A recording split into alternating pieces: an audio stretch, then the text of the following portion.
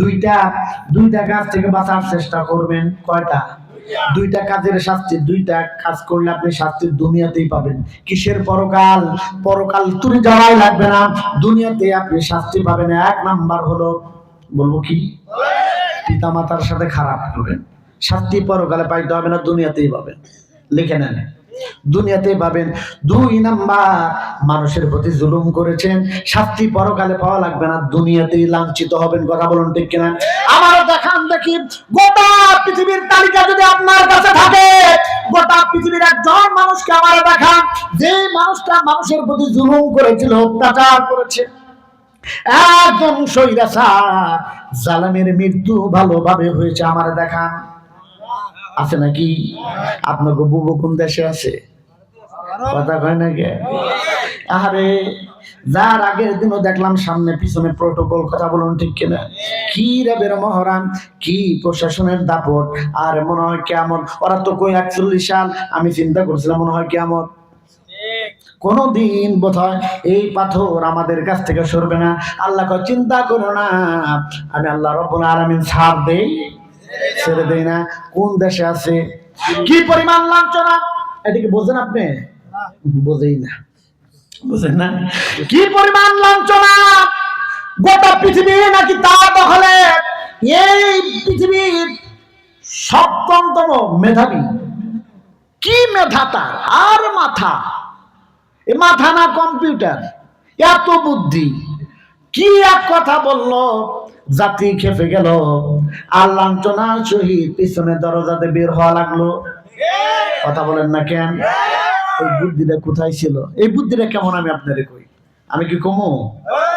আর ওয়াজ তো খালি ঢুকতেছে, কিন্তু সাপ্লাই দি কতক্ষণ, বুঝেন নাই? 10টার সময় আসা দরকার ছিল, তাহলে ওয়াজটা করে শান্তি পাইতাম। মনোযোগ দেন। ইব্রাহিম একা, ইব্রাহিম একা বসা, নমরুদ পাশে। তা ইব্রাহিমকে একদিন ডাইকে নিয়েছে, ইব্রাহিম তোমার রব কে? ইব্রাহিম কয় আমার রব হচ্ছে রব্বিয়াল্লাযী ইহয়ী ওয়া ইউমীত, আমার রব হলেন তিনি যিনি হায়াত এবং মৌতের মালিক। এখন নমরুদ মনে করে যে এ তো আমি। নমরুদ কয় আনা উহয়ী ওয়া ইউমীত, ইব্রাহিম আমি তো হায়াত এবং মৌতের মালিক। ইব্রাহিম চিন্তা করলো তো ভালো ধরনের গাধা রে, ছোট মোটো গাধা না, হাইব্রিড গাধা। এর উল্টো কথা বলতে হবে, সোজা কথা এর বোঝানো যাবে না, কোরআন শরীফের কথা এটা। ডাকতে বলছেন ইব্রাহিম, বুঝতে পারছি। শোনো নমরুদ, আমার রব যিনি তিনি কে জানো? কয় কে? ক্বালা ফাইন্নাল্লাহ ইয়াতি বিশ-শামসি মিনাল মাশরিক ফাতি বিহা মিনাল মাগরিব। যেরকম আল্লাহু আকবার। ইব্রাহিম ডাক দেখো, আমার রব তো তিনি যিনি সূর্য পূর্ব দিকে উঠায় পশ্চিমে ডুবায়। তুমি যদি রব হও তাহলে পশ্চিম দিক দিয়ে উঠাও, পূর্বে ডুবাও। এটা পারো নাকি? আল্লাহর সাথে ফাবহিতাল্লাযী কাফার, সাথে সাথে নমরুদের মাথাটা হ্যাং করে দিছে, এর মাথায় আর কোনো কিছু কাজ করতেছে না। ওই সময় নমরুদ যদি খালি করতো ইব্রাহিম ওই সূর্য তো আমি উঠাই আমি ডুবাই, তোর রবের কনা যে সূর্য পশ্চিম থেকে উঠে পূর্ব দিকে ডুবাই, তাহলে সেদিন খেলা আর একটা হয়। কথা বলেন ঠিক কিনা? কিন্তু নমরুদ এত চালাক, গোটা পৃথিবী শাসন করতো 4 জন নেতা, 2 জন মুসলমান 2 জন কাফের।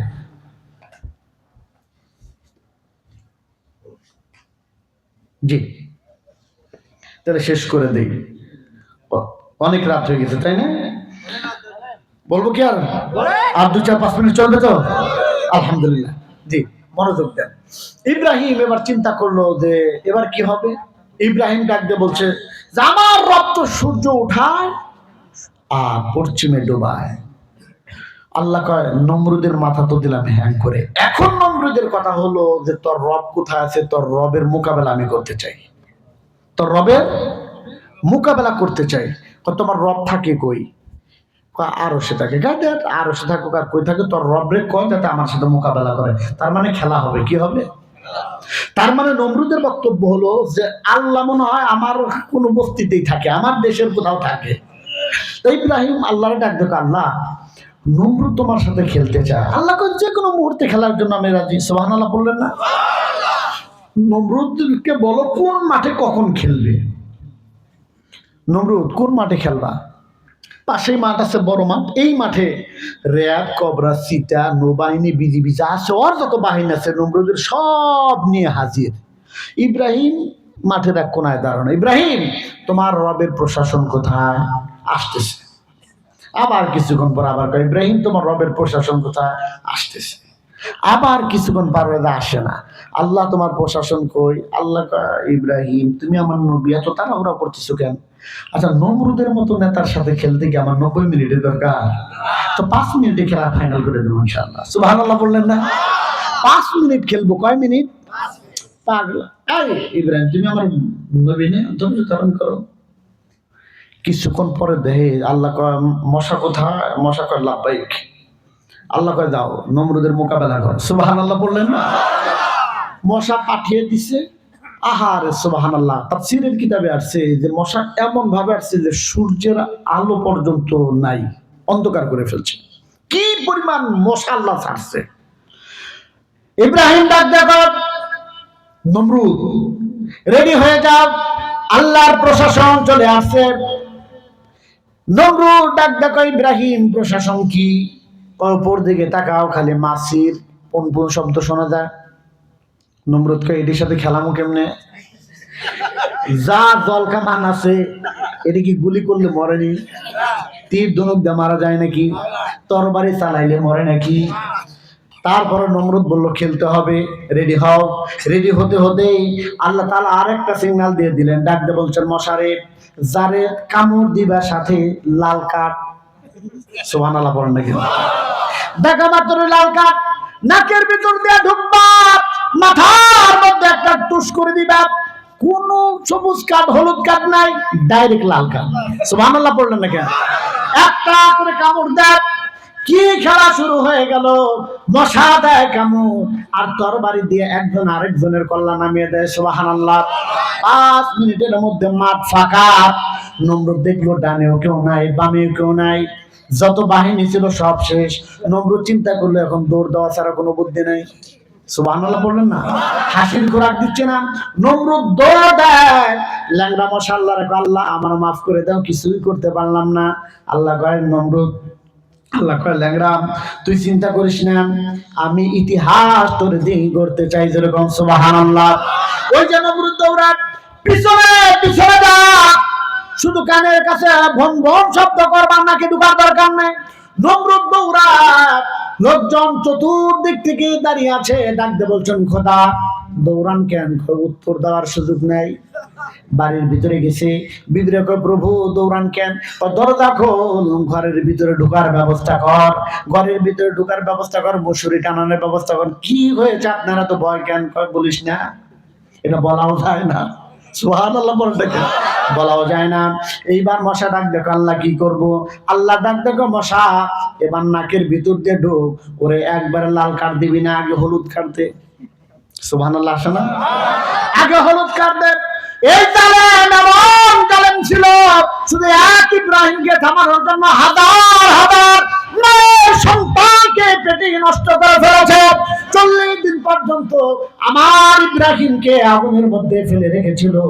অতএব 40 দিন না তা পর্যন্ত লাল কার্ড দেওয়ার দরকার নাই। কি খেলা যেরকম, আল্লাহু আকবার। রানিং প্রেসিডেন্ট 200 বছর ক্ষমতা, চেয়ারের মসনদে বসা, এমন পাওয়ারফুল লিডার, মাথার মধ্যে এবার তবলা বাজানো শুরু হয়ে গেল। হাত দিয়ে যখন মারে, মশা কামড় বন্ধ করে দেয়, আবার যখন মারা বন্ধ করে দেয়, আবার মশা কামড় দেওয়া শুরু করে দেয়। হাতের যখন ব্যথা হয়ে গেছে, কর্মচারীরা চাকরি করুন না, কারণ হাত ব্যথা হয়ে গেছে। এইবার নমরুদ কয়, দিলে হাত যদি ব্যথা হয় তাহলে জুতা খোল। ঠিক না? সুবহানাল্লাহ। জুতা খোল, জুতা খুলে মাথার মধ্যে দে, জুতা খুলে বাড়ি। সুবহানাল্লাহ বলেন। 200 বছর ক্ষমতায় ছিল, এমন পাওয়ারফুল লিডার ক্ষমতার মধ্যে বসা। চিন্তা করে দেখেন, জুতা খুলে এবার মারতেছে, মাথার মধ্যে যদি একটা দেয়, 3টা কানের মধ্যে। সুবহানাল্লাহ বলুন। 40 দিন জুতার বাড়ি খাইতে খাইতে চেহারার কোনো আকৃতি নাই। কি লাঞ্ছনা, কি অপমান আর অপদস্থ হয়ে 40 দিন পর আল্লাহ তাআলা নির্দেশে লাল কার্ড দিয়ে বিদায় করে দিলেন। কথা বলুন ঠিক কিনা? তার বাস্তবতা হলো, কি লাঞ্ছনা, গোটা পৃথিবীর কোথাও আপনাদের বুবুর জায়গা হলো না, ভারতে যায় আছে, তাও সেখানে মাঝে মধ্যে আন্দোলন হয়, যে দেশের মাল ওই দেশে পাঠাও। কথা বলুন ঠিক কিনা? তার মানে এই লাঞ্ছনা, এই গঞ্জনা আর কিচ্ছু না, শুধু কোরআনের বিরোধিতা করার কারণে। কথা বলুন ঠিক কিনা?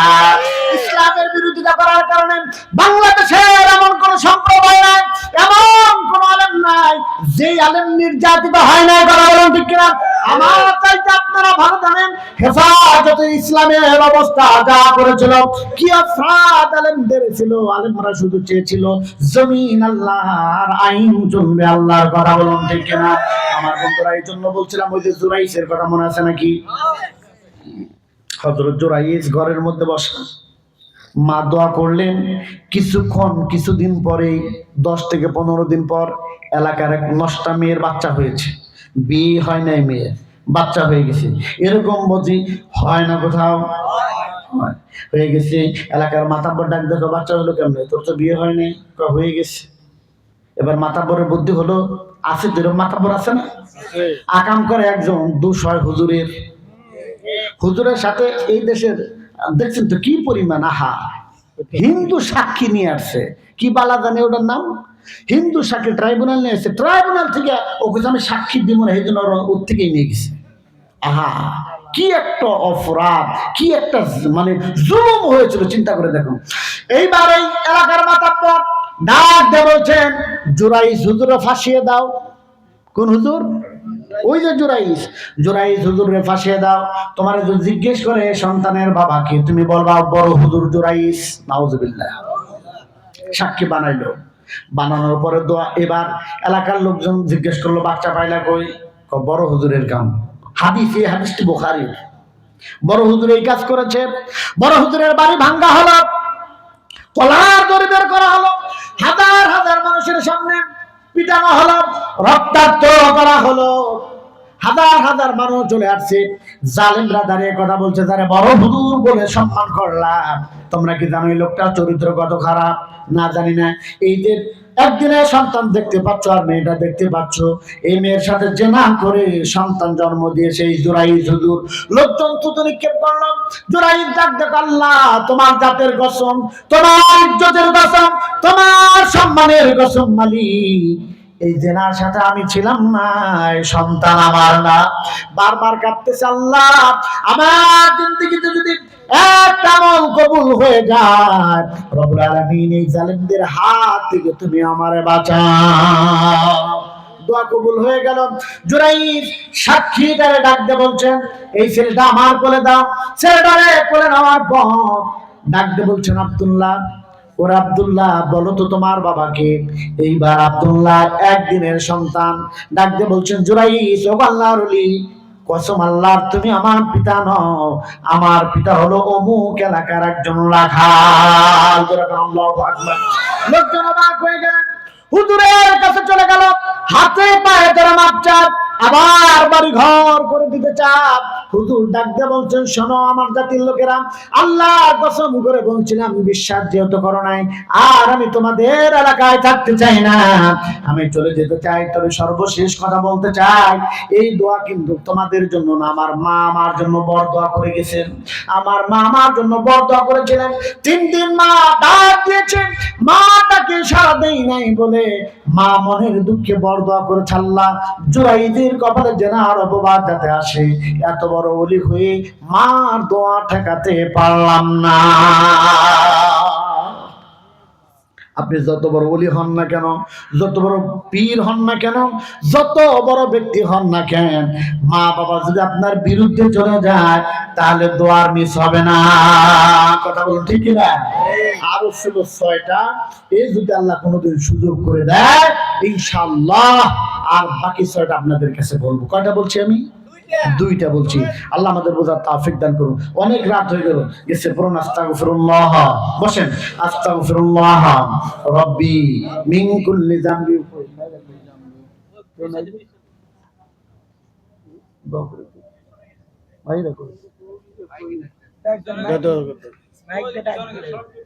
বসেন, সব ভালো যা শেষ ভালো যা।